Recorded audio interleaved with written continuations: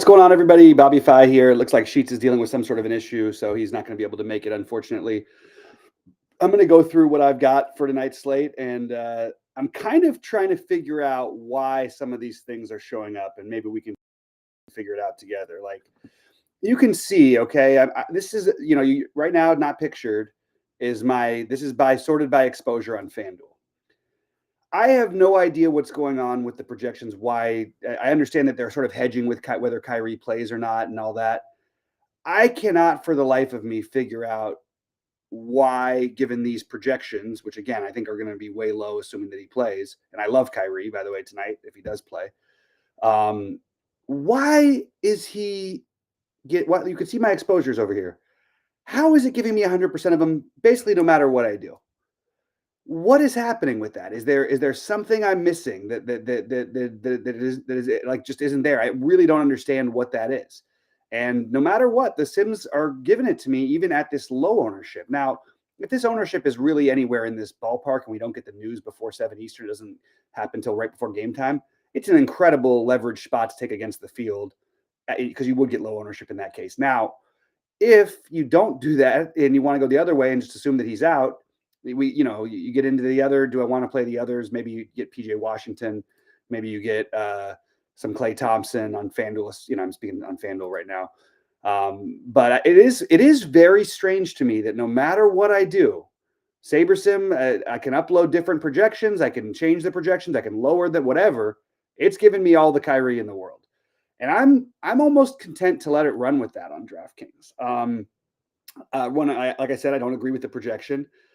I would like to make sure that I have other guys who are in those later games to where if he's out, I can at least have some swappability. Maybe you could play Kyrie with Klay, and then if you had to pivot going to Jokic, which is never the worst thing in the world, going to Jokic, and then maybe you could find enough value in one of these games because we have the questionable Claxton, the questionable Cam Johnson.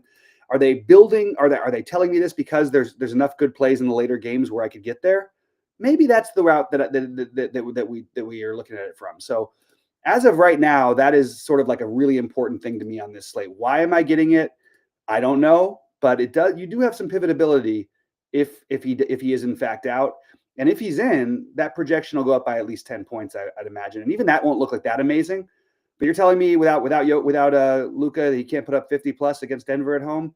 I think it's a great play anyway. I am rolling with it as of right now, and I'm just going to quickly go back to my other exposures. You can see I'm pretty well above the field on Ricochet.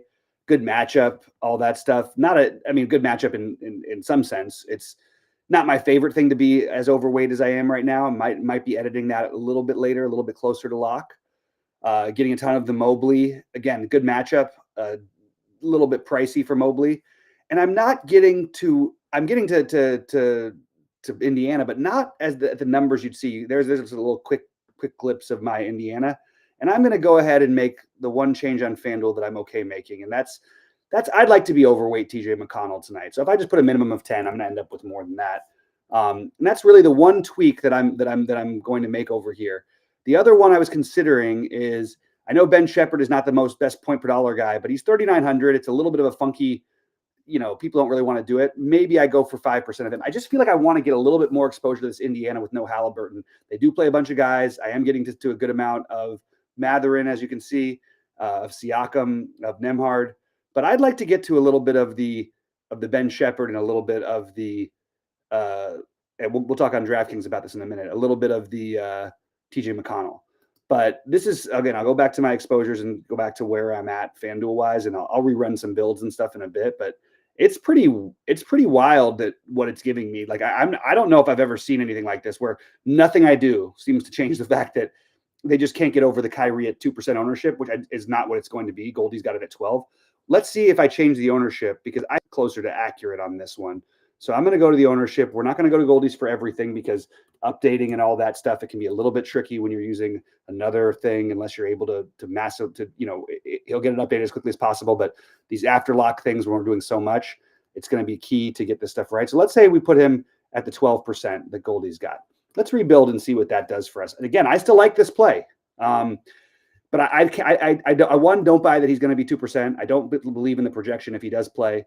And I think it's still a good idea to get overweight him. So I'm okay with taking a little bit of a different stand here. But my guess is at 12%, you're going to be seeing him down in the 50 range, 40 range, maybe even lower. Because that 2% just screams at you. If we're saying, if SaberSim's saying they believe he's going to be 2%, I think you got to, they're going to force him in, even with a terrible projection, which is the strangest thing I've seen. And like I said, there's more swappability later, so trying to backload the games is not a bad idea. But I just wanted to we'll run the sim and then we'll see what we get exposure wise. But yeah, you could see it basically crossed him out for me. Or let's see, where did it put him? It put him at 5%. And what I'm going to do is probably average it out in a minute, and let's see where we end up with him. And I'm going to run a few more things, change a couple of different projections, but I'm trying to let the sims work for me a little bit better than I have, and not making as many swaps. So I'm doing that more on FanDuel tonight. I'm still trying to figure out my draft. Now let's back to Kyrie. Look, you run the sims, they go for Kyrie no matter what, 100%. It is what it is. We'll see. We'll see where I end up on that. But as of right now, that's where I'm at. Good to see you, D Pope. Say what's up to everybody. What's up, and drop in any questions or thoughts when you get in the chat. Give us the like, the thumbs up. We really appreciate it. We want to keep doing these videos for free, as I've mentioned before, and we need your guys' support in order to keep doing that. We will have some behind the paywall stuff tonight at 7:40 Eastern time. I will be going live in our Discord, and make sure to add the premium voice chat. I'm just going to go in there and just do something from there. We're going to mix it up. We want to do more post-lock shows. We want to do more stuff for the subscribers only. We will still keep doing some free videos, but again, that's partly why we need your guys' likes. And at the same time, I think we have to, we owe it to our members to really start, condensing some of the information that we're giving out there for free. And yeah, so that's pretty much where I'm at there. Let's rebuild on DraftKings and see where we're at. Site's very different over there in terms of some of the pricing.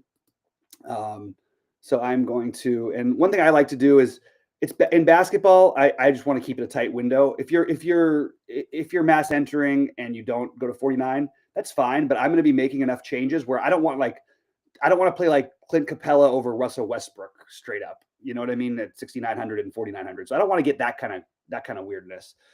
I also feel like this, because of, again, the slate you'd think would have so much value.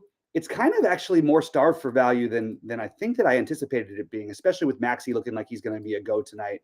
So it's kind of interesting. I'm just trying to figure out, is there enough value to get to Jokic on DraftKings? I think you could find a way to do it, but it's not the most comfortable thing. I like the Bogdanovich play, but do I really want these exposures? I don't know. I did put in my own little tweaks here, and everything's changing here. And let's rebuild. Did I run the sim? Is that what happened? Okay. I'm going to rebuild and run it, but I love the D'Angelo Russell play, and partly you're seeing that same 1%. I manually edited his projection. Goldie's got him at 26.95. She's got him at 29. And both of them have him a little bit more owned. So I'm actually going to average this one out. And let's just put him in the projection of 27. And let's put him at 28, actually. I like 28. I think that's a reasonable number. I actually think it should be higher, by the way. But and then let's put him at the ownership. Let's say that he's going to be splitting Goldie and Sheets. Let's say he's going to be 8% owned if he plays. Maybe we'll say, let's say 8%. I think he'll be higher than that, but that's just a guess. So let's rebuild with that, and we'll go from here. But anybody interested in any of the package options, we have some great deals out there. It's really like you're paying a very similar price to what you'd be paying for SaberSim, and you're getting basically all of my content, all of Sheets' content and projections, all of Goldie's content and projections, Brandon Cruz for NASCAR, and been great at Showdown stuff this year, and also doing some NBA in and out. So we just it's a lot to add on to what's already an incredible offering with the SaberSim package, and especially in other sports, you just using Goldie's and Sheets' projections with this builder have been really, really awesome, especially for Sheets. He's been incredible all year long, and I think it's really, I would encourage everybody, take a chance, take a look. We have the 1099 trial for 3 days for the ultimate package. I think anybody, if you haven't tried that out yet, it's definitely worth a try.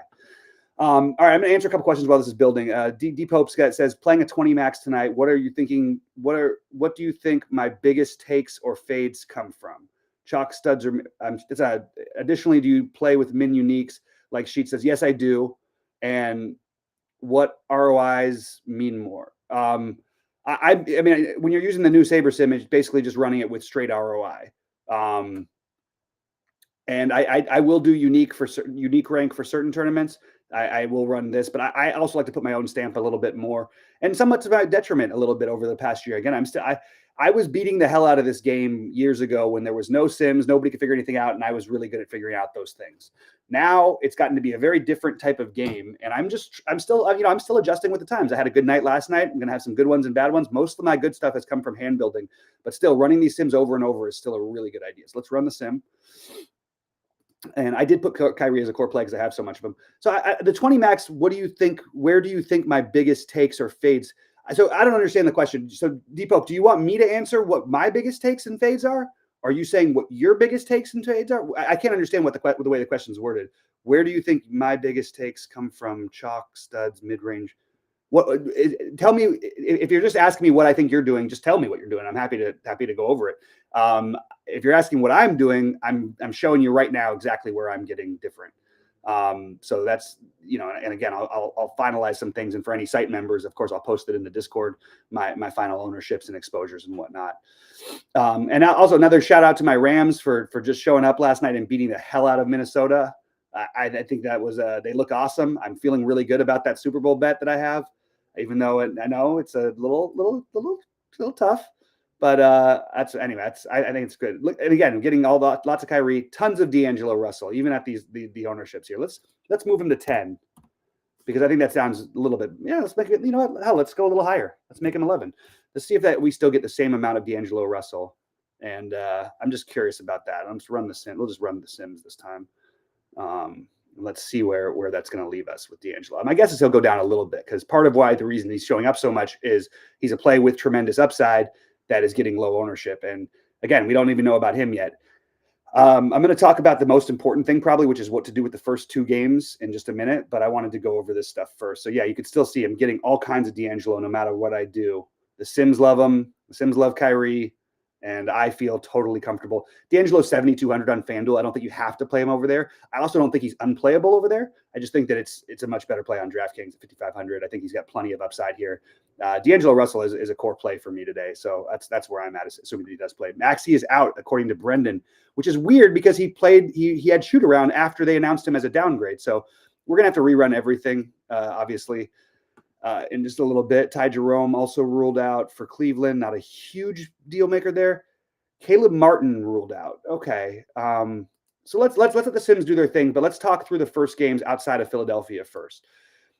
As of right now, there's not like a ton.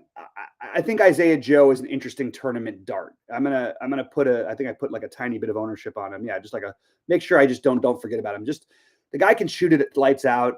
This game could get ugly. He could get some mop-up minutes. And I just like the idea of having a guy like that on the floor as a potential value when we don't have that much value. I don't love that it's in the first game. I'm not thrilled with that. I'm getting to some Lou Dort. I'm getting to some, again, not much of any of these guys. I think I'll be just mostly off of OKC for what it's worth tonight. Nobody quite fits the profile. I guess Hartenstein would be the favorite if I had to force one in a hand build.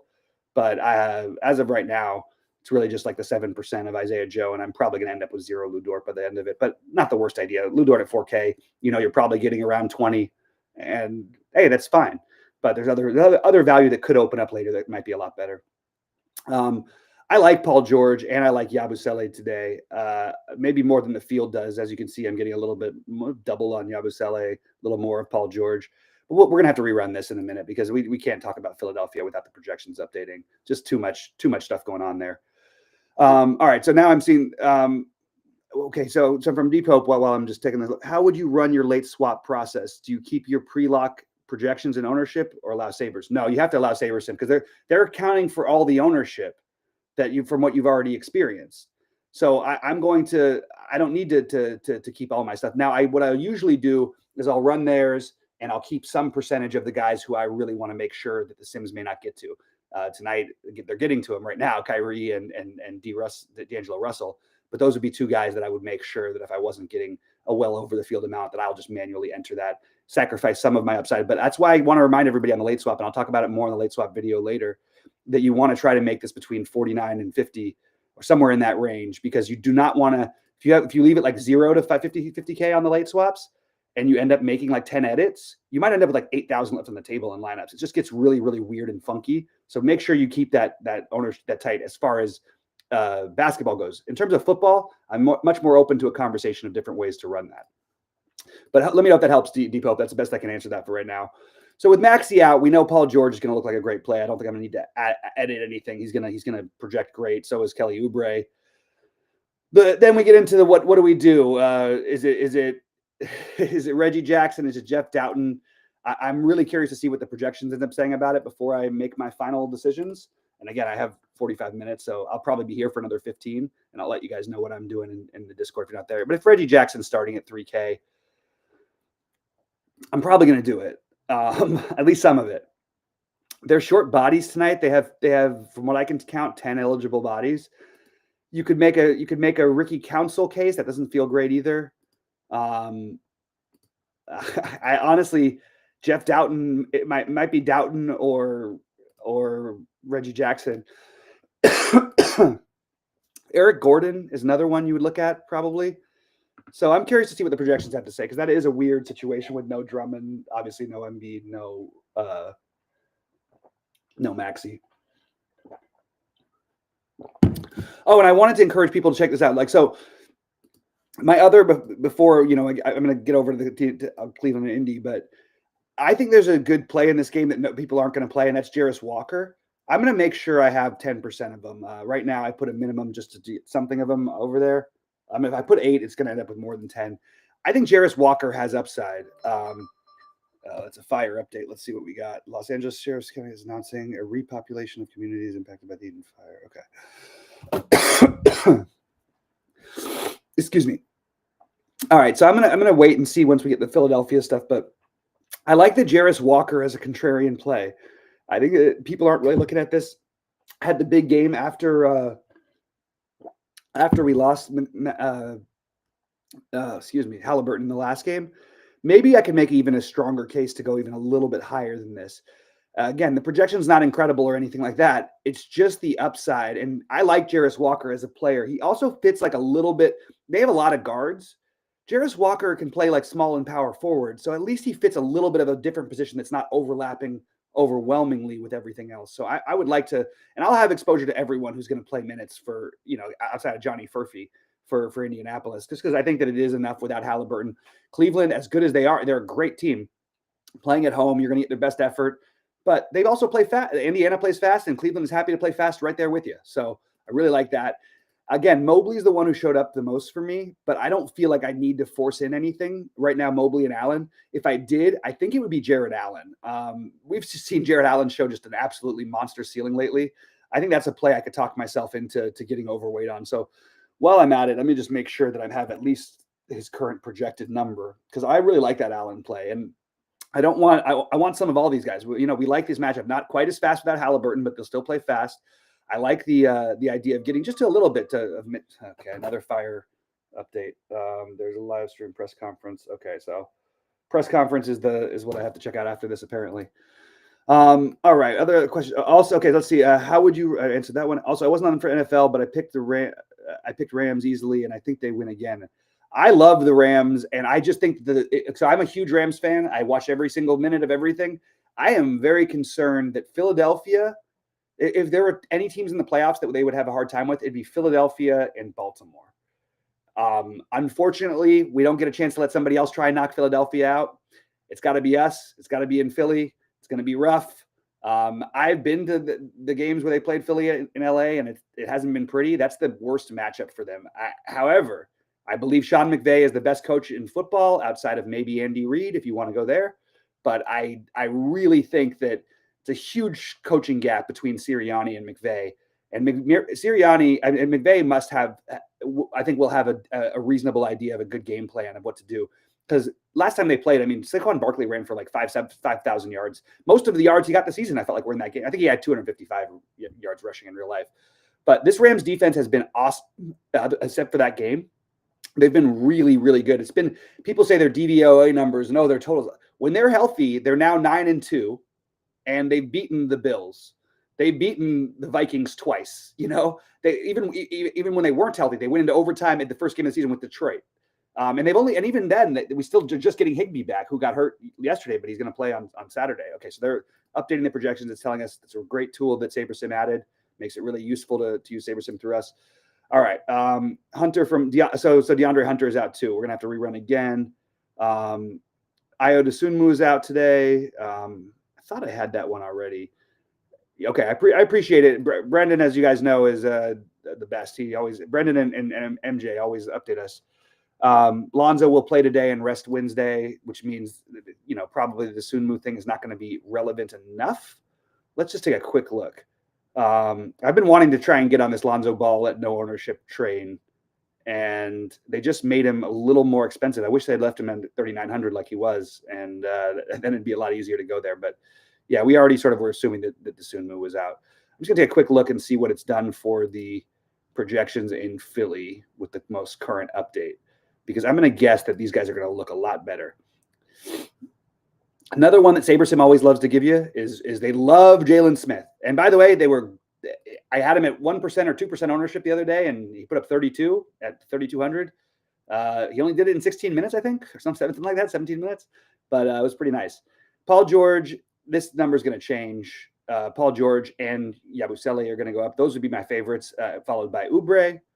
And then I guess Reggie Jackson, or assuming whoever does start. And even if he doesn't start, I still would get some shots on Reggie Jackson. Former team, not that it matters because they're playing in Philly, but I'm kind of curious how this plays out with their backcourt. Aaron Gordon will probably pop a little bit as well. If you bet Chiefs, Lions, Rams, Ravens, all money line this week, it's plus 794. Yeah, again, I worry a little bit about the Rams. I feel pretty good about the rest of those bets. And I hope I'm wrong. I have the Rams in the Super Bowl against Baltimore, but I have friends who rebet it and got absurd 250, 300 to ones, and people who have the Rams at let me do this. DeAndre Hunter. We're gonna have to wait for the owner. Nothing's new. It's always the same. When we come on, we get all these news, but we really got to wait to see what's actually going to happen with no Hunter. I think Krejci becomes a little bit more solidified as a value piece. Risache certainly. Hunter, we're going to put it max. We're going to put the projections, ownership projection, max ownership. We'll make sure it's 0 just so we don't have any of that, because I've had a few where it's gotten in the way. Yeah, I think that it solidifies a Kong. You could potentially, although they don't play very big at Phoenix, so it'd be weird. But like maybe this is the night where you get a little bit of a Kongwu Capella minutes. Maybe Krejci. I think Krejci and Risache become a little more solidified. And I already went through my Philly guys who I like to get to. But yeah, I got some friends who have got literally every single thing in the world on, like, not everything in the world, but literally would make a fortune. People who got the Rams at 250 to 1 that could already cash out at 10 times their money. So no matter what, they were great bets. People who got when they were 1-4, people who already won the bets on the Rams to make the playoffs. I think they were 10 to 1 to make the playoffs when they were 1-4. Look at us now. And then there's the Ravens to win it all. The odds, I think got as high as like 16 to 1 after that Raiders game. And now the Ravens are the third favorites to win the Super Bowl. Okay, let's see what else we got here. Doesn't look like much questions wise. I'm still waiting to rerun these things because we really need to get some updated projections for Philadelphia starting lineups we would like to have as well. Let's see, anything else? Gary Trent is out. Not a huge piece of information.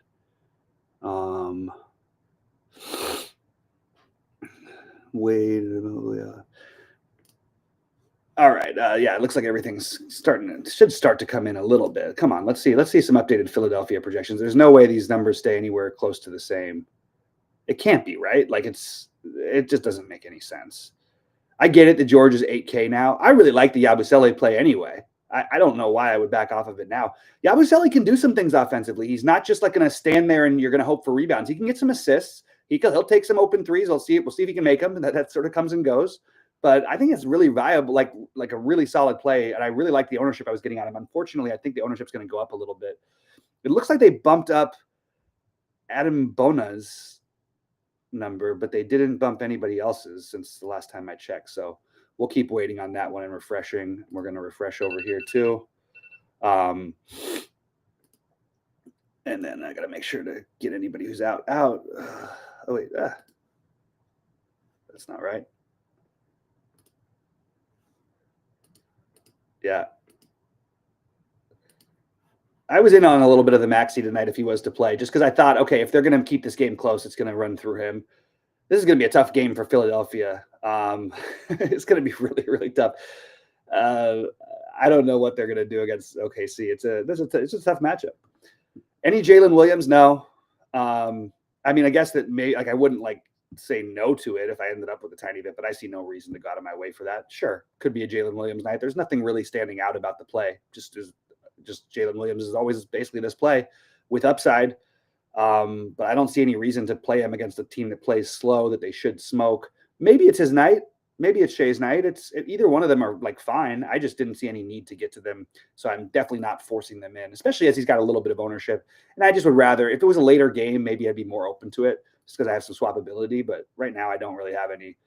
Oubre is going to look good. And I like Oubre better on DraftKings than I do on FanDuel. But hard not to get to some of Oubre. My guess is once they update these projections, if these are really the updated projections, something's a little wonky. It can't be accurate with that much. I just think I don't buy it. It'll be a lot of Paul George for me. Okay, maybe that's the update that does it, because this cannot be right for Philadelphia. Yeah, there you go. Oh, Ricky Council. So Ricky Council's the one they're giving the minutes to, but you also see that Reggie Jackson. Let's see how that looks on DraftKings. I would err with who's ever starting, but I also would include you got Ricky Council looking like the best play on the slate. And how do we not get to multiples from Philly? I'm just curious where the other guys stack up. Oh my God, they really pushing the other ones. Paul George obviously looks like a better play, really good play at 8K. And they didn't bump Yabusele up enough. So maybe Yabusele is one I go on my own with. But I'm going to rebuild and see where we're at. And then I'm probably going to get out of here so I can finish up my lineups. And then I'm going to do the late swap show at 7:40 Eastern for any members. I see Project Mayhem's question, any Westbrook, especially if Jokic or Murray are out. I don't think Jokic or Murray are going to be out. Do we have anything that I may have missed since I've been on air? I think Jokic is going to play. I don't see why he wouldn't. He just had a sickness that he got over and he played on Friday. So unless I missed something, is there something I'm missing, guys? Because I don't have anything on Jokic at all. I guess he's technically questionable. He's probable. I don't do anything with probables. If a guy's probable and he doesn't play, so be it. There's nothing I'm going to do to change my builds on that, especially because there's late swappability. And then Murray is, I guess, more questionable. But I don't know if that's even really real either. Especially looking at the spread, doesn't look like it. So let's see what Jamal. He's probable also. I'm not going to do anything with probables. So yeah, I like Westbrook separately. Westbrook has been awesome. I think we can take shots with him. I don't think you want to go over the top. Yeah, just don't look at the Q tags. That's the worst thing you can do is look at the Q tags. Look at actually what's happening. Are they probable? Are they questionable? If they get re-announced as questionable, were they midday downgrades, like we had with Maxey? Those are usually leading signs that the guy's going to be out. Any reason to play Siakam and Walker together? Absolutely no problem with playing Siakam and Walker together. There's no reason to do it or not do it. I like the Walker play on DraftKings a little bit. I think it's getting not enough love. So let's run the Sims and then just see what kind of ownership it gives us on these Ricky Council, Reggie Jackson stuff. And let me make sure there's nothing else that's come in. Justin Edwards is in. Let's see what else we got here. So it's processing. Okay, where are we at? So yeah, it's still giving me a ton of the others, but you can see Philadelphia now. 4 of my top 7 players or 8 players are from Philadelphia. And this number on Kyrie, look, they're forcing it in for me without even changing the projections. I cannot explain it to you. I'd love to have sheets. I'm going to talk with Andy pretty soon, and I'm just going to have him understand. I actually agree with the thinking, but it's bizarre that they would know in his range of outcomes that it would be that high. I guess that's what it is. They're seeing the ceiling range of outcomes, and most of those are the lottery, so that's what you're going to see. You're going to get. I hope you're right, Project Mayhem. Unfortunately, the fires really aren't stopping. They're going the other direction a little bit, which has made life easier for me personally, but still brutal. They are doing a little bit better with them, but the winds over the next 2 days are supposed to get bad again. And if they don't, hopefully they won't. Hopefully the fires, we can put these out. There's also like 7 new fires. So whatever, these freaking arsonists and looters go F themselves. And all the people politicizing it and trying to complain and say California deserves it, just go F yourself too. Like, I don't want to hear any more of it. People are losing some serious things. Some people lives, a lot of people animals, a lot of people their house, their dogs, everything they've ever had. A lot of people put everything they have to try and live in these areas. And it's a really messed up situation. So I don't want to see any hate on anything going on out here. I appreciate all the kind words that people have shared so far over the last little bit. But I'm probably going to get out of here. This is my latest build of sort of where I'm at ownership-wise. Obviously, I've made a lot of my own tweaking to these things. I'm going to have to reassess and see whether I want 40% Ricky Council, whether I want a little bit more. Where did they put Reggie in here? Only 11%. It's going to come down to starting lineups a little bit. But I still think I'd want some. So Paul George is out. Are you freaking kidding me? Did I miss? Where's that? Brendan's always good with this, so he must be right. Oh boy, are they going to get smoked? I mean, maybe it's one of those games where all these other guys step up for them. Where did the Paul George oh God, gross. If that's true, I'm believing it is true. Yes, he is. Okay. Well, we're going to rerun everything, and we're going to end up stacking a Philly team that's going to get smoked tonight. So it's going to be the other, look, I'm still going to go play the Yabusele some, but you're going to want to play basically all the best value is going to come from there. I think you're going to try to keep it to 4 or less, but honestly, just playing as many as possible is hard to argue against. And it's going to be hard to argue against guys like Oubre, Reggie Jackson, Ricky Council. Why can't we just have a normal freaking NBA slate without all of this nonsense 30 minutes before? Why do I even do the previews anymore? Like, this is getting so silly. But yeah, you're going to be playing, especially on DraftKings, a ton of that Philadelphia value in a terrible matchup in a game they probably get crushed. I definitely I don't know what I'm going to do here because it's basically impossible not to get a ton of this. You're going to see these guys are going to start like 8x projecting pretty soon. And look, we've seen this happen before where the teams occasionally just keep it close. Maybe. It's hard for me to see against OKC, but maybe. Anybody who bet OKC minus 13 earlier is probably feeling pretty good because that game's going to go like 20 in a minute. Jackson, Gordon, Council, Oubre, Yabusele confirmed as starters. Appreciate that, Brendan. Yeah, that's sort of what you'd expect. And I think all 5 of those guys, I can't say no to any of those 5. I would go out of my way to throw in some Jeff Doughton because if things are going badly, I think that he's the one who plays. And Philadelphia is playing tomorrow in New York or against New York.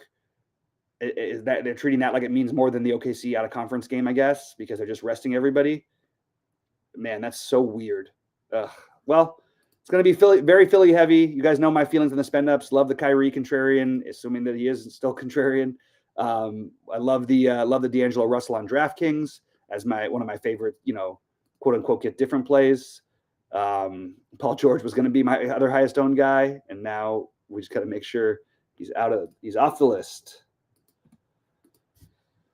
And it's not even worth me rerunning because we don't have any updated projections yet on that game. So that's partly why I encourage everybody to use Sheets and Goldie's projections for other sports other than basketball, or at least when you late swap, make sure that you're on SaberSim because it's going to be impossible for them to keep up just in terms of how fast things take to all project and all that stuff. So I do think SaberSim, using their projections for basketball after the first games especially is a good way to go. Yeah, you're going to be able to spend up for Jokic, so yeah, no problem with that. I think that's completely viable, but there's a lot of good plays in this slate, and Jokic is definitely one of them. I think he's going to be really popular now with all this value, and I think it makes sense for him to be popular with all this value. All right, guys, I'm going to say good luck and get out of here. I will be back at 7:40 Eastern to talk about some late swaps and hope that Philadelphia, somebody's got to get to 20 out of these 3K guys. We'll see.